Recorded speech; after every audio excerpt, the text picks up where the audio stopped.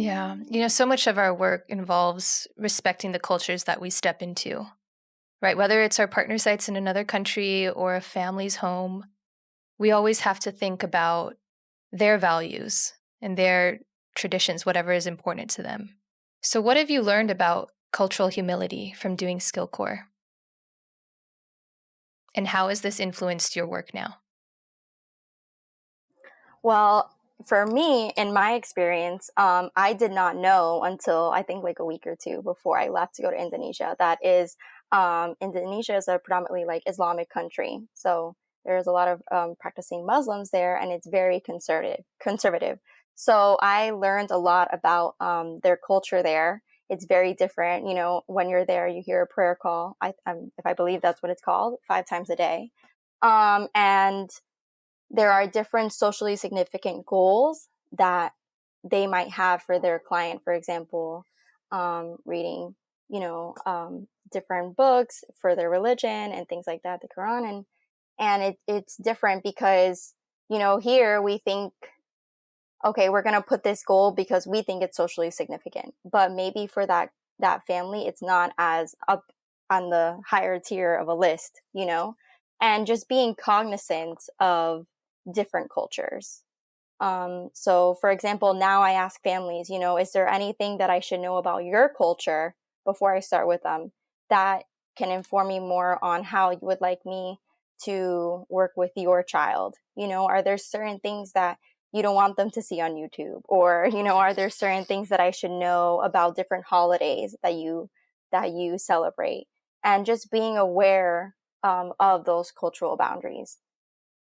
Yeah. For me, I think the biggest lesson that I learned was knowing my place, and knowing that I was a visitor in the country that I was visiting and working at, and learning and taking it all in, being aware of my surroundings, being aware of body language, or right, if we were being too loud, looking to see if that was something that was appropriate or not appropriate, and then knowing that lesson learned for next time, I'm going to lower my voice. Mm-hmm. So being aware of those social cues, knowing that I'm a visitor, lessons learned, right? Learning from my experiences, being respectful. Just because something's okay in our home doesn't necessarily mean that it's okay in someone else's home.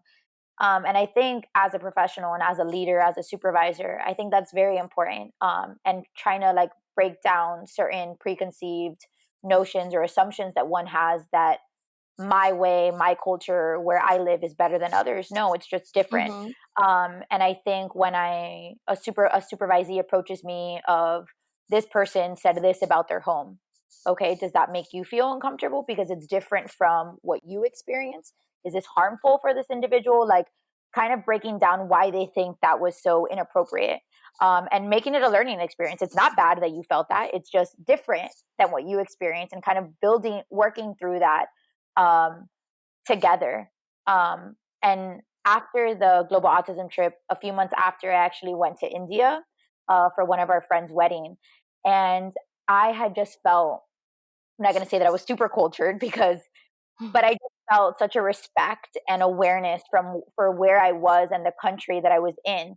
Was it a lot different from what I was used to? Yes, but it was so beautiful to see, and not judging and not having these assumptions of where I was, but literally just taking it in and seeing how it is that they do things in their country. I think for me, that was so amazing. I don't know if necessarily I would have experienced that or had that same point of view had it not been for the Global Autism Project. Honestly, I don't think so.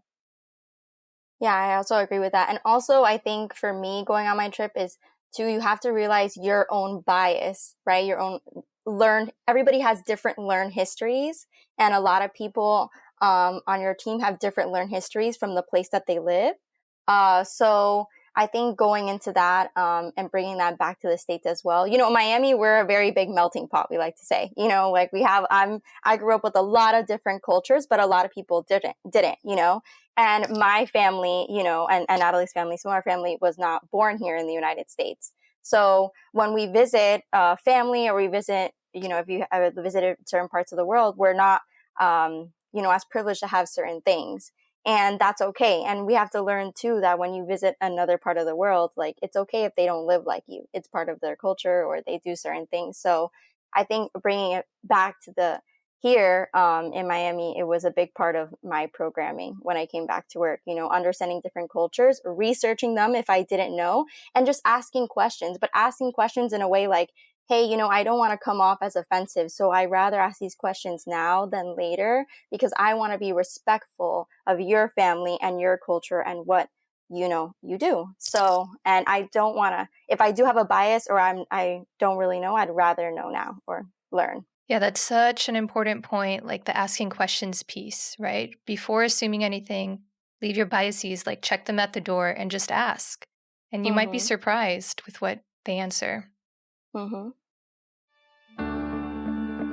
You've been watching Autism Knows No Borders. If you like this video, please give it a thumbs up and subscribe to our channel. Also, we'd love to hear from you, so let us know what you think in the comments section. Click here to watch this interview in its entirety. You can also find us on your favorite podcast app. Tune in each week for engaging conversations of how people across the globe are inspiring change and building community. Thanks for watching. Take care.